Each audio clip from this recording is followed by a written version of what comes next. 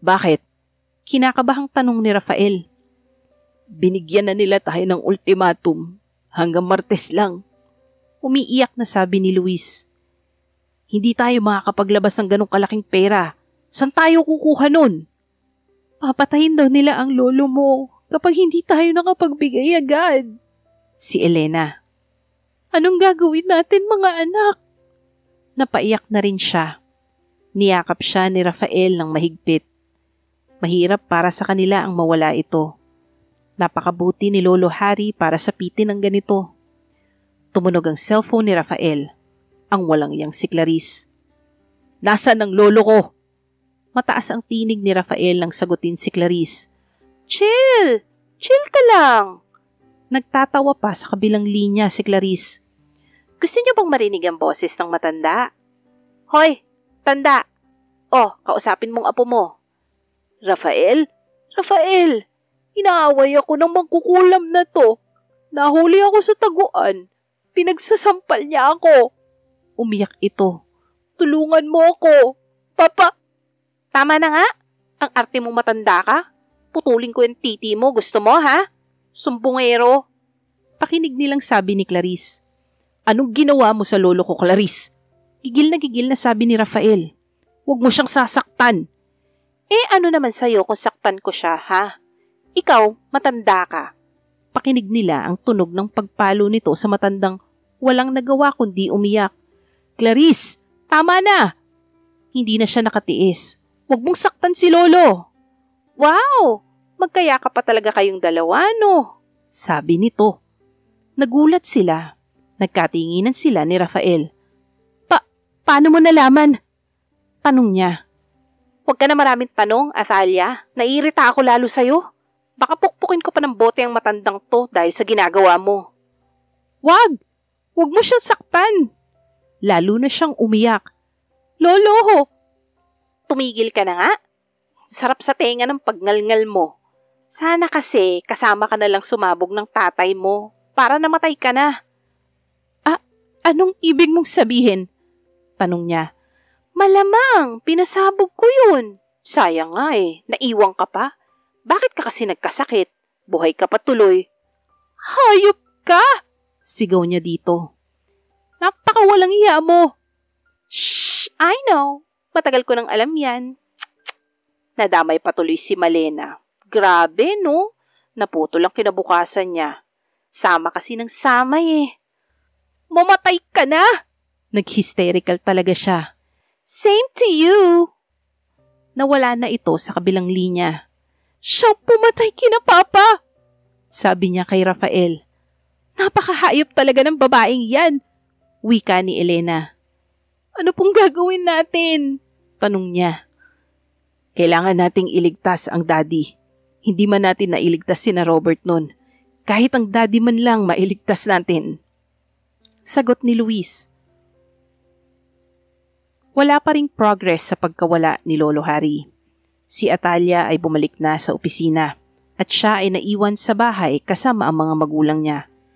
Hindi niya rin kayang mag-focus sa trabaho. Mabuti na lang at maaasahan ang asawa niya. Ito ang sumalo ng lahat para sa kanya. Kalahati ng buhay niya ay nakasalalay sa babae. Nag-uusap silang mag-anak nang dumating sina Richmond at Arvin. Bumati sila sa kanila saka naupo. May progress na ba sa pagkawala ni Lolo? Tanong ni Arvin. Wala pa nga Ang hirap kausap ni na Clarice. Sagot niya. Richmond, labas mo na envelope. Sabi ni Arvin kay Richmond. Anong envelope?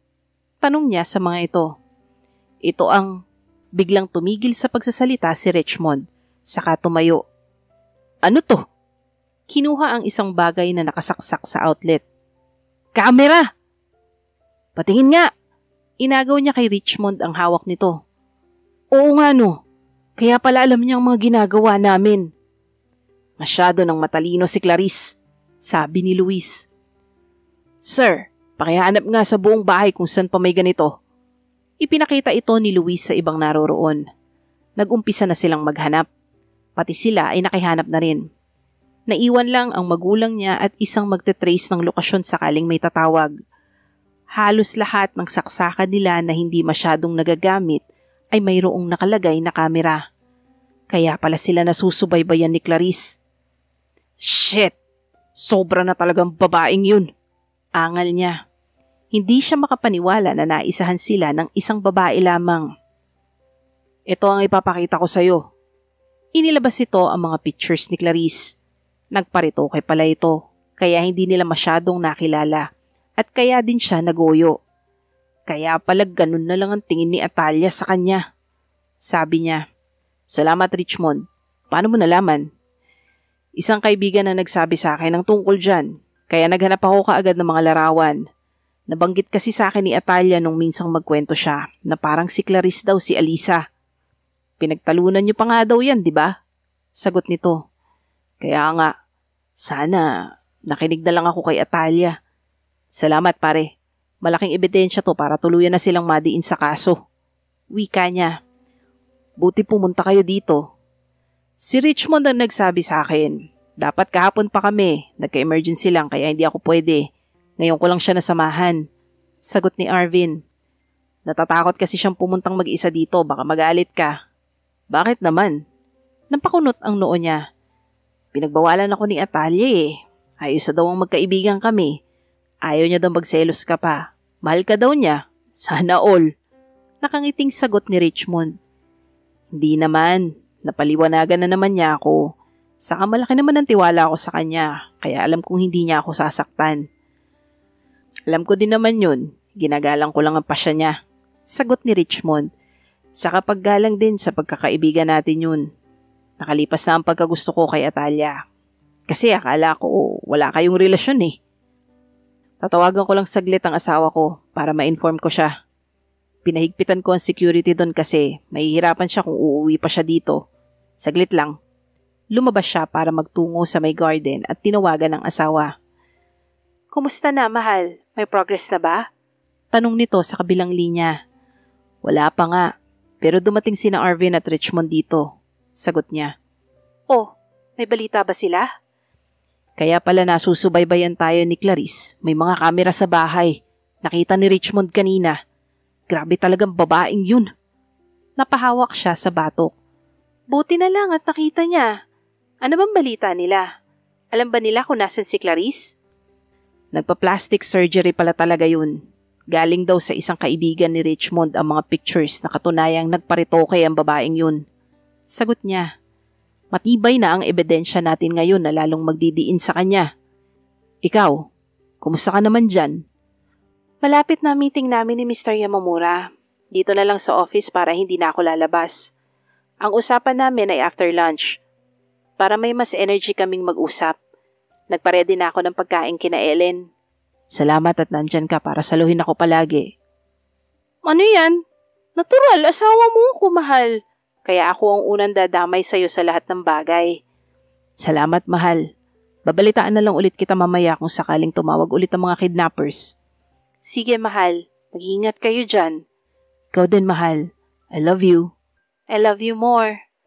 Napangiti siya. Ang isipin lang niya ang kanyang asawa ay sapat na upang mabawasan ng konti ang kanyang pag-aalala. Pumasok na siya sa loob. May kausap ang tatay niya sa phone. "Oo, ako ang bahala." "Sige. Kailan?" Nagsulat ito sa papel. "Huwag niyong sasaktan ng daddy." Dahan-dahang ibinaba nito ang telepono. "Nakuha bang location?" Tanong ng daddy niya sa investigador. "Susubukan ko po kung pwedeng pagdugtungin ang mga oras na nakausap niyo sila. Kung same location po, makikita yan." "Good to hear that." Sagot ni Luis. Na-excite sila sa sinabing yun ng pulis. Kakalabas niya lang ng building nang mamataan niyang parating ang isang sasakyan at tumigil sa harapan niya. Nagbaba ito ng bintana at binati siya. "Pinapasundo ka ni Rafael. Hindi ka daw kasi niya makontak. Nakita na daw nila si Lolo." Anito sa kanya. "Talaga?" Gulat na gulat siya. Maaari ngang natagpuan na si Lolo. "Oo, pinapasunod ka sa lugar. Buhay daw siya." "Salamat!" Bubuksan na sana niya ang passenger seat sa harap, pero pinigilan siya nito. "May mga prutas kasi dito at box." Nasilip niyang meron nga. "Sa likuran ka na lang." Makakapag-usap din naman tayo kahit nandun ka. Ah, sige. Gusto ko nga doon at makakapagpahinga ako. Nakangiti niyang sagot dito. Bakit ka nakamask? Inatake ako ng allergic rhinitis. Oh, handa ka na ba? Tanong nito. Sige, tara na. Nginitian niya pa ito. Tatawagan ko lang ang asawa ko. Dial siya ng dial. Hindi man lang mag-ring ang phone ni Rafael. Kaya nagtataka siya. Huwag ka na magtaka, baka nawala ng signal doon. Ang alam ko ay pinaputol muna ang linya dahil sa dami ng nakuhang kamera doon. Sabi ng lalaki. Sa bagay, kumusta naman daw si Lolo? Tanong niya dito. Confirm na ang location niya. Doon na lang natin siya pupuntahan. Sa parting norte kasi yun. Sagot nito. Salamat sa Diyos at nalocate na siya. Nag-aalala nga kami dahil sa kondisyon niya. Sinasaktan kasi siya ni Clarice. Ang sama talaga ng ugali ng babaeng yun. Kahit matanda, pinapatulan. Siya pala ang nagpasabog ng sasakyan ni na Papa. Sabi niya dito. Hindi ko akalaing ganong kalalim ang galit niya sa akin. Pasigok-sigok pa siya. Hindi niya mapigilan ang pagtulo ng luha. Hayaan mo, pagbabayaran niya ang lahat. Minom ka muna ng tubig. Inabutan siya nito ng mineral water. Mahaba pa biyahe, baka maubos ang energy mo. Salamat ng marami sa'yo. Binuksan niya ito sa kaininom. Masarap ang hagod ng lamig sa kanyang lalamunan. Naubos niya ang kalahati nito. Okay ka lang ba? Okay lang ako. Para lang akong inaantok. Tubig lang naman ang ininom niya. Pero parang hinihila ang mga talukap ng mga mata niya at umiikot ang kanyang paningin. Anong nangyayari? Napansin niyang mapuno ang dinadaanan nila na parang gubat. Hindi makontak ni Rafael ang kanyang asawa. Nawawala kasi ang kanyang cellphone. Hindi niya alam kung saan niya naipatong. Tatawagan sana niya ang asawa upang kumustahin pero hindi man lang mag-ring ang cellphone nito. Tinawagan niya si Richmond kung napansin ang phone niya. Hindi daw. Si Arvin naman, hindi niya makontak. Nasaan na kaya cellphone ko? Naiinis na siya sa paghahanap doon. Minabuti niyang tawagan ng opisina. Ang sabi ng gwardya ay naroon pa daw ang sasakyan ng asawa niya. Pinapuntahan niya ito sa opisina upang i-check kung bakit hindi sumasagot si Atalia. Nanlumo siya nang sabihing nag-check ng CCTV ang mga guard at nakitang sumakay si Atalia sa isang unfamiliar na sasakyan. Nagmamadali siyang nagbihis. Saan ka pupunta, anak? Tanong ng mami niya. Delikadong lumabas. Parang may nangyaring hindi maganda sa asawa ko, mami. Pupuntahan ko lang siya. Sagot niya. Paano may nangyaring hindi maganda? Hindi nagpapatay ng phone yun, mami. Tapos sumakay daw sa isang kotse. Nakakapagtaka lang kasi hindi umaalis yun ng walang paalam. Ngayon pang nawawala ang phone ko. Magpasama ka sa mga pulis para kung sakaling totoo ang hinala mo, magawa agad ng paraan. Sagot ng kanyang ina. 2 pulis ang sumama sa kanya. Malayo-layo ang opisina nila, kaya hindi sila nag-uuwian. Ilang oras pa silang babiyahe. Hindi niya maintindihan kung bakit iba ang nararamdaman niya. Parang kinakabahan siya. Nananaig ang pag-aalala sa kanya. Nang makarating sa opisina, agad niyang tiningnan ng CCTV. Simula nung umalis ang asawa niya, parang regular day. Hanggang may dumating sa sasakyan na pakiramdam niya ay kakilala nito dahil nakipag-usap muna ito bago sumakay. Kaninong kotse yan? Tanong ng kasama niyang pulis. Hindi kaya sir may ibang lalaki ang asawa niyo? Imposible. Kahit sa pag-ihi niya, kasama niya ako. Sana hindi ako ang pinili niyang pakasalan kung manlalalaki din lang siya. Ako lang ang minahal niyang lalaki. Ako lang! Sagot niya dito. Hindi niya masyadong gusto ang tono ng pananalita nito, pero hindi na lang niya pinairal ang init ng ulo. Malolocate natin yan kung saan nagpunta. Bali may mga CCTV sa kalsada na makikita nating dinaanan nila. Suhestyon ng isang pulis. Pwede ba? Tanong niya. Tumawag ito sa mga kasamahan saka ipinalocate kung nasan ang sasakyang sumundo sa asawa niya. Nagsabi naman ng mga ito na itatrace nila kung saan nagtungo ang sasakyang yun. Ipinasa ng pulis ang kulay at itsura ng sasakyan sa mga kausap. Sir, anong unit ng phone nyo? Tanong ng isang pulis. iPhone yun. Gusto nyong hanapin natin? Naka-iPhone din po kasi ako. Sige. Inopen niya ang kanyang ID. Lumabas doon na hindi gumagalaw ang cellphone. Nasa isang lugar lamang ito. Basurahan to, sir. Diyan sa malapit, sabi ng pulis sa kanya. Nagmamadali nila itong pinuntahan. Nasa sulok ito at hindi masyadong mapapansin unless may kumuha ng mga basura doon. Paano to napunta dito? Kanina lang nasa bahay to. Nag-iisip siya ng hindi maganda. Sino po ba ibang taong galing sa bahay niyo kanina, sir? Tanong ng pulis. Si Arvin! Sagot niya sa mga ito. Ang kaibigan lang ang hindi niya makontak kanina pa. Kaya malamang ito ang kumuha kay Atalia. Ano namang intensyon niya? Hindi kaya may gusto ito sa asawa niya at kunwari lang na si Amihan ang pinopormahan nito? Kaya nagmamadali nilang pinuntahan si Arvin sa kondo nito na nagkataong hindi pa daw umuwi ayon sa gwardya. Lalo nang lumala ang suspetsya niya na ito ang kumidnap kay Atalia. Hindi niya ito kayang patawarin kahit kailan. Pagsisisihan ito ang pagtatraidor sa kanya. Nakasalubong niya sa hallway ng kondo si Arvin. Nagulat pa ito at naroon siya. Agad niya itong sinugod at sinuntok ng isa na ikinabigla nito. Bakit? Agad pumagit na ang mga naroroon. Anong problema mo, pare? Bakit ka basta mananakit? Tanong nito sa kanya at poporma ng susugod. Gago ka ba? Ilabas mong asawa ko, hayop ka! Sigaw niya dito. Mas hayop ka! Bakit ko naman itatago asawa mo? Tigilan mo ko sa kaparaningan mo, Rafael, ha? Ganitong nabubwisit ako at nawawala ang phone ko. Huwag kang patanga-tanga dyan! Bulyaw nito sa kanya. Natigilan siya sa sinabi nito. Nawawala din ang phone mo? Parang natauhan siya sa sinabi nito. Oo, saka bakit mo hahanapin ang asawa mo sa akin? Wala naman akong gusto dun. Sakit ha? Saka ito gumanti sa kanya. Hindi na siya lumaban pa. Pasensya ka na pare. May sumundo kasi sa asawa ko Akala ko ikaw. Kasi sumagot naman si Richmond sa akin kanina. Ikaw ang hindi. Baka siya ang kumuha sa asawa mo. Patay na patay siya dun Basta ka mambibintang dyan. Ano yun, nagkakaubusan ng babae? Asawa mo asawahin ko pa. Umayos ka nga, Rafael. Inis na inis sa kanya ang kaibigan. Pasensya ka na pare, hindi ko sinasadya. Nagulat lang ako. Lalapitan niya sana ito pero itinulak siya ng lalaki. Umalis ka na nga. Naiinis ako ngayon. Huwag ka nang sumabay sa asar ko at baka samain ka sa akin. Sabi nito sa kanya. Iniwan na nila si Arvin. Umakyat na ito sa unit nito. Napahiya naman siya. Hindi niya masisisi ang kaibigan na sumama ang loob sa kanya dahil sa pagkawala ng phone nito. Gusto man niya itong sundan, hindi na niya ginawa. Alam niyang kapag mainit ang ulo ng kaibigan, hindi ito makakausap ng maayos. Tara na sir, bumalik na tayo sa opisina.